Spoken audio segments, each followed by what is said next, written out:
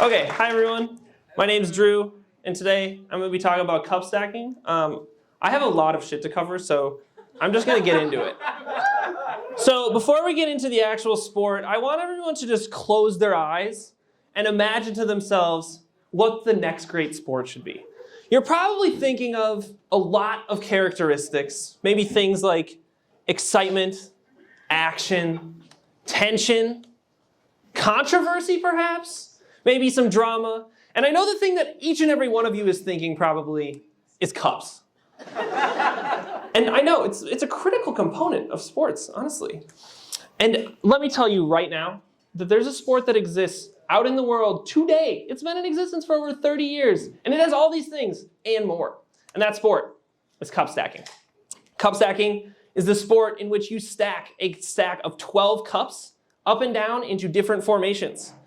This is basically the most simplistic version of the sport. We're going to get into the entire details momentarily. But tonight, we're going to talk about the big three. We're going to talk about the cups. We're going to talk about the timer. We're going to talk about the stacks. And then with some addenda on the opposite ends. So we're going to talk about why I'm the guy up here trying to convince you that cup stacking kicks ass. And then at the end, if we have time, we're going to hit you with some bonus facts that you can take home to your loved ones. Because I always tell my wife, I'm like, I come to Nerd Night because I need these facts to tell my friends when I talk to them, because it's the perfect cold opener. It's like, I learned this crazy thing about the bladder at Nerd Night. So anyway, so you can come to your friends this next week and be like, holy shit, cup stacking's amazing. So let's talk about why I'm up here as opposed to any of you to talk about cup stacking. I know that everyone out there is probably humongous fans of cup stacking, but today it's me. So as a child, I got way into cup stacking. We're talking sacrificed a good number of friends probably to stack cups as a child from the ages of about maybe 12 to 18. Not probably the best time to forego friendship, but here we are. So I was a member of Team USA Cup Stacking, Team USA Sports Stacking, as we in the biz call it, from 2010 to 2015. This is a... Thank you. So I represented each of you in competition. I kind of screwed up, but it's okay. We won't talk about that part today. Okay, so I also annoyed my parents for the better part of a decade with the sound of cup stacking every night, which for those of you that haven't heard the sound before, we'll pull them out afterward and everyone can get a chance to try it themselves.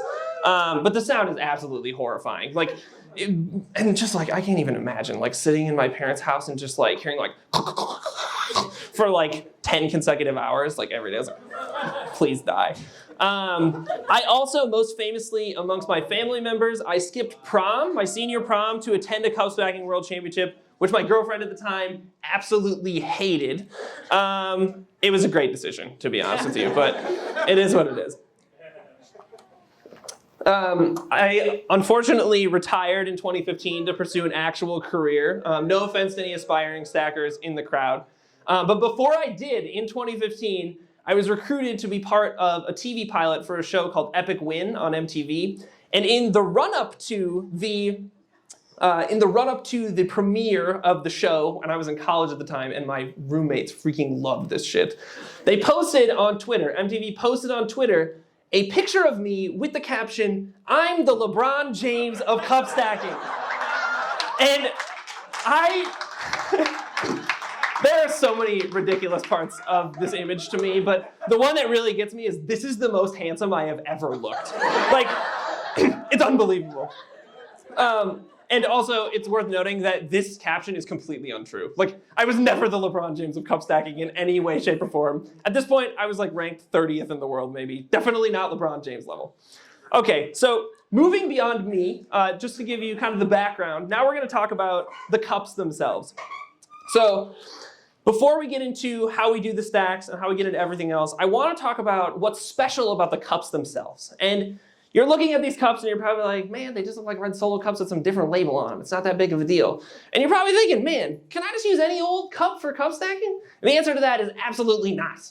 You're probably thinking to yourself, man, I just picked up a really nice set of glasses at Target. I was they look real nice. I could probably stack them up into a stack of maybe 8. Looks real nice. Absolutely not. No chance. Maybe you're thinking, I was just at a party last weekend. There were a shit ton of red Solo cups there. They look like they could stack them. I've seen people stack that on like Minute to Win It or whatever. No, absolutely not. So why not? The answer, most importantly, beyond the material problem of glass will shatter if you smash it into another cup. That seems like a different problem. And also, red Solo cups crumple very easily, as many of you have probably experienced, either on purpose crumpling them or just doing it by accident. But the most important thing is actually the holes in the cup. So many of you that have tried to pick up a red Solo cup in the past have probably experienced what's happening over here on the left, or the right, I guess. I'm looking at it backwards. I guess I have a laser pointer, don't I? Oh, I shouldn't. I'm gonna abandon that and I'm just gonna pretend. I can, whatever. So you can see here, the cup on the left, if you try to grab one of these cups, you often end up with like 5 or 6 red Solos, right? Like, it's no fun. And the reason for that is because there's no hole in a damn red Solo cup on purpose because it's got to hold liquid, but because the suction comes. When you pull up one cup, it sucks up the cups underneath it, and then you end up with like 5 cups. And this is a humongous problem if you're trying to pull an individual cup for cup stacking. And so cup stacking cups, they have holes, you can see here.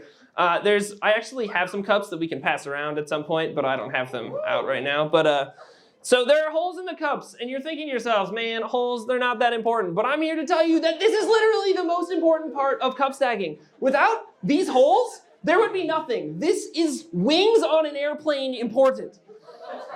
So it also is important to note that this is also completely useless for drinking now, so there's nothing left other than just stacking these cups. That's what they're there for. And I do want to pause briefly and discuss the guy that came up with this idea. So meet Wayne Godinay. Everyone please clap.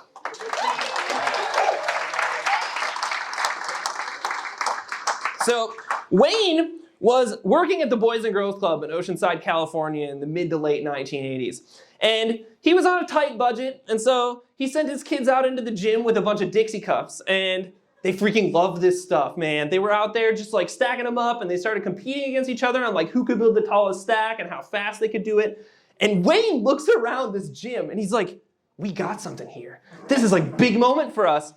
And he proceeds to invent a sport out of Dixie cups. He puts holes in them and then eventually starts making his own plastic cups with holes in them and founds a company called Cupstack, which, although is no longer in existence, it is basically what paved the way for the premier brand, now Speed Stacks, and brought the sport to the fore, which is very exciting. And I just wanted to like acknowledge how ridiculous it is that this just like got invented at a Boys and Girls Club in California in the 80s, because it's a very random origin story for a sport. And so at this point, we have the cups, but how do we transform this into a full-bodied sport? And here we're going to be borrowing from some other sports that many of you are maybe familiar with, maybe things that are slightly less popular than cup stacking, like swimming or track and field. And the things that these sports use to build tension and excitement is a clock. And cup stacking uses the same thing, right? We use a clock. We try to do this as quickly as possible. And there's a really interesting thing about the evolution of how we keep time in cup stacking. And I've broken this into 2 eras. The first of these is what I'm going to be calling the pre-2003 era, and then we'll be talking about how we do it now in the post-2003 era. So here I have an image of a girl named Emily Fox. She's actually the original World Sport Stacking Champion. And in this video that I'm not going to play, but this is just a still image, we'll play a video in a bit. In this video, she breaks the world record for a stack called the cycle. And here you can see how she is starting her timing setup. So she has her hands on right next to the cups, flat on the table. And you can kind of see in this guy's hand over here on the right, there's this little smudgy. And you're like, what is that little smudgy in his hand? And so I've done us the favor of kind of zooming in. And so now you can see a lot better with the clearer image. So I'll go ahead and enhance the image a little bit so that you can see it. So this is a stopwatch. I know it looks just like a stopwatch in the other one, but yeah. So oops, sorry. Yeah. So what's happening here is basically Emily puts her hands down on the table, and the guy goes, "Okay, 1, 2, 3, go," and then you go. And there's a lot of problems with this, right? I mean, we have the problem of you have to pray that the guy that is actually keeping time is actually keeping time. And there's a lot of inherent problems because the person that's actually doing the stacking doesn't have the control. And so after 2003, Speed Stacks generated a dedicated timer for cup stacking. And here, basically what happens is you have 2 touch sensors that you put your hands on, and you have to place your hands on it according to the rules. And then once your hands come off of the timer will start, you can do your stack. And then once you've completed, you stop the timer with your hands, and then you return. And so now we have the cups, then we have the timer. So now we need to talk about the actual stacks. There are 3 competitive stacks for individual cup stacking. The first of those is the most simple, and you'll note that the names of the cup stacking stacks are extremely simple. So we have the 3-3-3, and as you maybe would guess, that is 3 stacks of 3 cups in a row. So you have the 3, the 3, and the 3. Then you have a slightly more complicated one where you still have the 3s on the flanks, and then you have 6 in the center. And then you have the most complicated of the stacks, which is the cycle. So this starts with that same 3-6-3 that I showed you just a moment ago, but then it transforms, and you take the 2 3s on the sides, and you convert those into what's called the 6-6, which is up there in the top right. And then after you've done that, you downstack them into one big pile of 12, and then you stack what's called the 1-10-1. So you have an individual cup on each side, and then you stack up this 4-3-2-1 10-cup pyramid. And just to give you an example of what this looks like, because I know that this is kind of hard to visualize without actually seeing it, I've inserted a video here. Hopefully that will play. There we go. Oops. Sorry. It was going. Okay. So this is a video of a guy named William Morrell breaking the world record in the cycle in 2017. This video is ridiculous. I don't even know how to describe it. It's just ridiculous.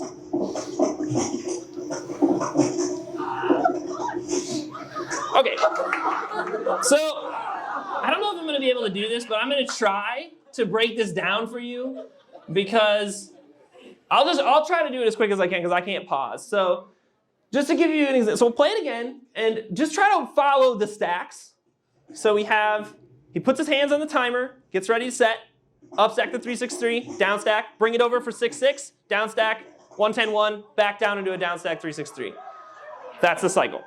So this happens obviously much faster than maybe some of you were imagining it would happen, and then obviously it's very important that you celebrate. And so this sport is really fun to watch. I'm serious, guys. So I wanted to give you a couple other variations on it, and I think this one is probably my favorite. So there's other variations where you are still stacking that same cycle stack, but you do it in different ways. So one that is kind of near and dear to my heart is called the doubles. And so the way that this works is one person will behave as the right hand and one person will behave as the left hand, and you will perform that exact same set of formation, and it is very satisfying to watch. It's a tremendous feat of teamwork, in my opinion. So this is the same William Morrell. He's paired up with another William. It's kind of a William squared situation.